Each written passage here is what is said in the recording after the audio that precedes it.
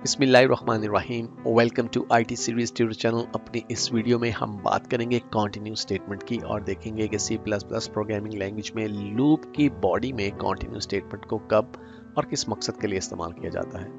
Topic को theoretically cover करने के बाद आखिर में एक प्रोग्राम की मदद से हम इस कॉन्सेप्ट की प्रैक्टिकल इंप्लीमेंटेशन भी देखेंगे। तो आइए वीडियो का आगाज करते हैं और सबसे पहले बात करते हैं कॉन्टिन्यू स्टेटमेंट के बारे में कि आखिर ये है क्या। तो डियर स्टूडेंट्स, कॉन्टिन्यू स्टेटमेंट एक स्टेटमेंट है जो कि आप लूप की बॉडी में इस्तेमाल कर सकते हैं। आप किसी भी किस्म की लूप का इस्तेमाल कर रहे हो, फॉर, व्हाइल, डू व्हाइल, आप उसमें कॉन्टिन्यू स्टेटमेंट का इस्तेमाल कर सकते हैं। अब सवाल ये उठता है कि कॉन्टिन्यू स्टेटमेंट को इस्तेमाल किस मकसद के लिए किया जाता है।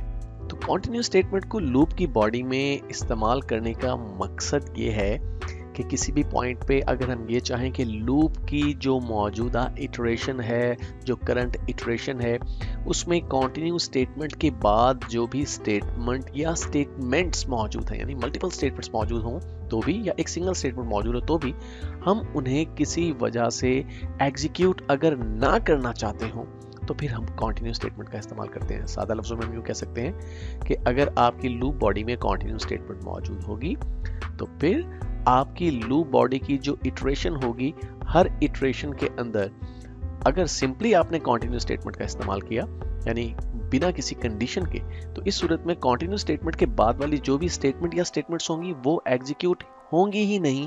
हर मर्तबा जब लूप की बॉडी इटरेट करेगी तो जो ही कॉन्टिन्यू स्टेटमेंट पे आपके प्रोग्राम का कंट्रोल पहुंचेगा तो उसके बाद जो स्टेटमेंट्स हैं उन्हें स्किप करके प्रोग्राम का कंट्रोल दोबारा से लूप की नेक्स्ट इटरेशन की तरफ मूव कर जाएगा। अब सुनने में ये बात बहुत इलॉजिकल लगती है कि भाई अगर हमने किसी स्टेटमेंट या स्टेटमेंट्स को एग्जीक्यूट ही नहीं करना तो फिर हम उसे लूप बॉडी में शामिल ही क्यों कर रहे हैं। हम सिंपली उन्हें टाइप ही ना करें, हम उन्हें क्यों कॉन्टिन्यू की मदद से स्किप करने की कोशिश करें। तो इस चीज़ के बारे में हम बात करेंगे अपने प्रोग्राम पे जाके कि हम देखेंगे किस तरह से हमें ये कॉन्टिन्यू स्टेटमेंट हेल्प आउट करती है मुख्तलिफ सिनेरियोज में। लेकिन फिल वक्त हम समझने की कोशिश करते हैं कि कॉन्टिन्यू स्टेटमेंट किस तरह से काम करती है। तो जैसे मैंने कहा कि जो ही कॉन्टिन्यू स्टेटमेंट एनकाउंटर होती है, यानी आपके लूप बॉडी में जो ही कॉन्टिन्यू स्टेटमेंट मिलती है प्रोग्राम के कंट्रोल को, तो प्रोग्राम का कंट्रोल जो है आगे मौजूद स्टेटमेंट्स को स्किप करके नेक्स्ट इटरेशन की तरफ मूव कर जाता है। जैसा कि आप एग्जांपल में देख सकते हैं, यहाँ पे देखिए हमने एक वेरिएबल x डिक्लेयर किया जिसकी मदद से हम एक लूप को जो है वो कंट्रोल कर रहे हैं। फॉर लूप में हम इसे इस्तेमाल कर रहे हैं काउंटर वेरिएबल के तौर पे। तो हमने यहाँ पे कहा x इज इक्वल टू 1, यानी x को इनिशियलाइज किया और हम कह रहे हैं कि जब तक x छोटा है या बराबर नहीं हो जाता 5 के, उस वक्त तक लूप बॉडी इटरेट होनी चाहिए। और हमने x प्लस प्लस का इस्तेमाल किया, यानी हर मरतबा लूप की बॉडी इटरेट होने पर x वेरिएबल में एक डिजिट का इजाफा होगा।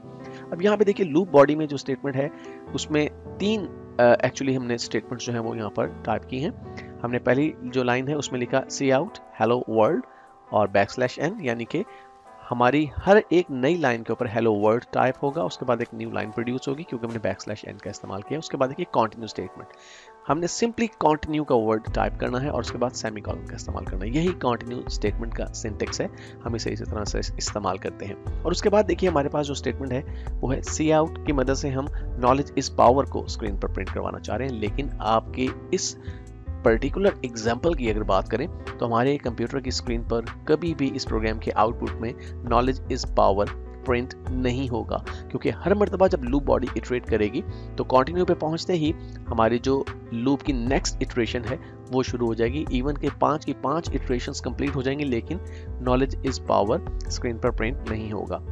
यहाँ पर हम इस एग्जाम्पल को जस्ट ये समझने के लिए देख रहे हैं कि कॉन्टिन्यू स्टेटमेंट करती क्या है। अब क्यों इस्तेमाल की जाती है कॉन्टिन्यू स्टेटमेंट, वो हम प्रोग्राम सेक्शन में देखेंगे जब हम प्रोग्राम को डिस्कस करेंगे। तो इस एग्जाम्पल में जैसे हमने बात की कि 2 सी आउट स्टेटमेंट्स हैं, लेकिन जो फर्स्ट सी आउट स्टेटमेंट है वो कॉन्टिन्यू से पहले है और दूसरी जो सी आउट स्टेटमेंट है वो हमारी कॉन्टिन्यू स्टेटमेंट के बाद है।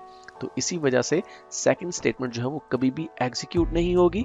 और ऐसा इस वजह से है क्योंकि कॉन्टिन्यू स्टेटमेंट के एनकाउंटर होते ही, कॉन्टिन्यू स्टेटमेंट के मिलते ही प्रोग्राम का कंट्रोल जो है वो दोबारा से न्यू इटरेशन की तरफ मूव कर जाएगा लूप की, और कभी भी नॉलेज इज पावर स्क्रीन पर प्रिंट नहीं होगा।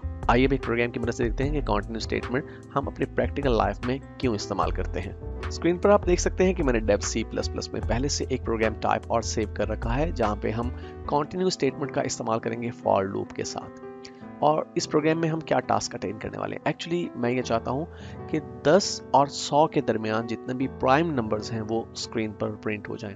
यहाँ पे बताना चलूँ कि प्राइम नंबर से मुराद ऐसे नंबर्स हैं जो अपने आप के अलावा या 1 के अलावा किसी और दूसरे डिजिट पर डिवाइड नहीं होते। तो आइए देखते हैं किस तरह से हम इसे अटेन कर रहे हैं। हमारा जो प्रोग्राम है एक्चुअली वो लाइन नंबर 4 पे स्टार्ट हो रहा है, जहाँ पे हमने एक integer type variable s declare किया और इस s वेरिएबल से एक्चुअली हम अपनी लूप को कंट्रोल करेंगे, यानी ये काउंटर वेरिएबल है हमारी फॉर लूप के लिए। लाइन नंबर 5 पे हमने फॉर लूप का इस्तेमाल किया और हम ये कह रहे हैं कि s इज इक्वल टू 10, यानी s को इनिशियलाइज किया हमने 10 के साथ, इनिशियल वैल्यू 10 है। और हम कहते हैं कि जब तक s वेरिएबल छोटा रहे या बराबर नहीं हो जाता 100 के, तब तक लूप की बॉडी इटरेट होनी चाहिए और s++ यानी हर मरतबा लूप बॉडी इटरेट होने पर वेरिएबल s में 1 डिजिट का इजाफा होना चाहिए।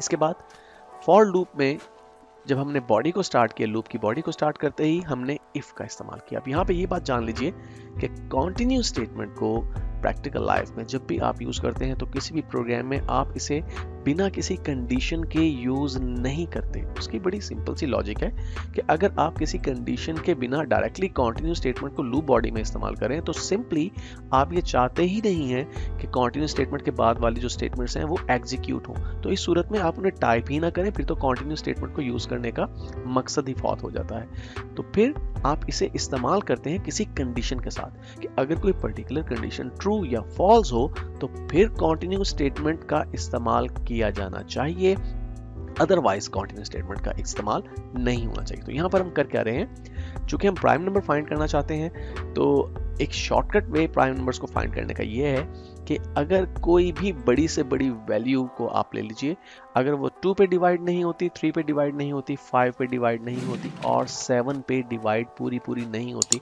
तो फिर वो प्राइम नंबर होगी, कितनी भी बड़ी वैल्यू क्यों ना हो। आपको बाकी टेबल्स पे उसे डिवाइड करने की जरूरत बाकी नहीं रहती।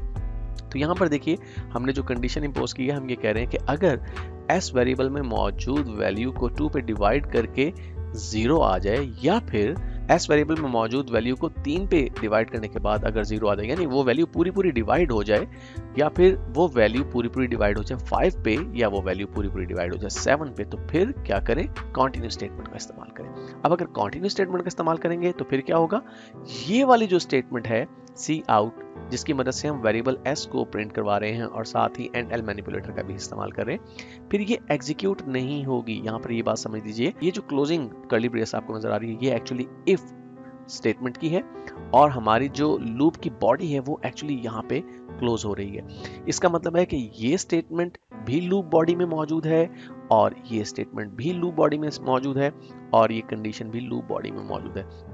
अब इससे होगा क्या, होगा ये कि अगर ये कंडीशन ट्रू होती है, यानी इन 4 डिजिट्स में से किसी भी डिजिट पे वैल्यू को डिवाइड करके 0 बचता है, यानी वो वैल्यू पूरी डिवाइड हो जाती है, इट मींस कि वो प्राइम नंबर नहीं है। अगर वो प्राइम नंबर नहीं है तो उसे स्क्रीन पर प्रिंट नहीं होना चाहिए। तो इस सूरत में हम कहते हैं कॉन्टिन्यू जो स्टेटमेंट है वो एग्जीक्यूट हो जाएगी। जब वो एग्जीक्यूट होगी तो ये स्टेटमेंट एग्जीक्यूट नहीं होगी और नेक्स्ट इटरेशन लूप की स्टार्ट हो जाएगी और इसी तरह से ये इटरेशंस चलती रहेंगी तावक्त ये कि तमाम प्राइम नंबर स्क्रीन पर प्रिंट हो जाते हैं। तो आइए इस प्रोग्राम को कंपाइल और एग्जीक्यूट करते हैं। तो मैं इसे कंपाइल और एग्जीक्यूट करता हूँ। देखिए स्क्रीन पर आपके पास 11 से लेके और 97 तक तमाम वो वैल्यूज प्रिंट हो चुकी हैं जो कि प्राइम नंबर्स हैं 10 से 100 के दरमियान। आप इस वैल्यू को बढ़ाकर अगर 1000 तक करना चाहें या 10,000 तक करना चाहें, इट डजंट मैटर, आप कितनी भी बड़ी वैल्यू ले लें, आपको हमेशा प्राइम नंबर्स ही स्क्रीन के ऊपर नजर आएंगे। तो आपने देखा कि किस तरह से कॉन्टिन्यू स्टेटमेंट को हम अपनी लूप्स के साथ इस्तेमाल करते हैं।